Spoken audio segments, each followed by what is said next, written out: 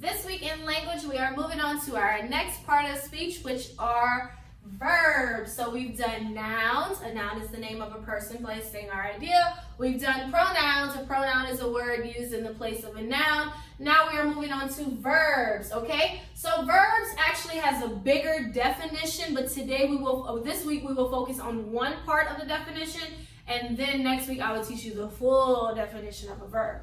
So let's go ahead and start with the basic, the easy part of a verb. So it says a verb is a word that does an action. So verbs are action words. That means you are doing something. You are moving around some kind of way, but they are words. So for example, if I would say clap, that's an action. I have to do it. If I would say snap, that's an action. I have to do it. If I say wave, that's an action. I have to do it. If I say blink, that's an action. I am doing all that. If I say turn, that's an action. So these are words, not the whole movement like I will turn around. That's a sentence. That's not a verb. But the word turn is a verb. If I say kick, that is an action. So any word that is an action, it means you have to move, is called a verb. So a verb is a word that does an action.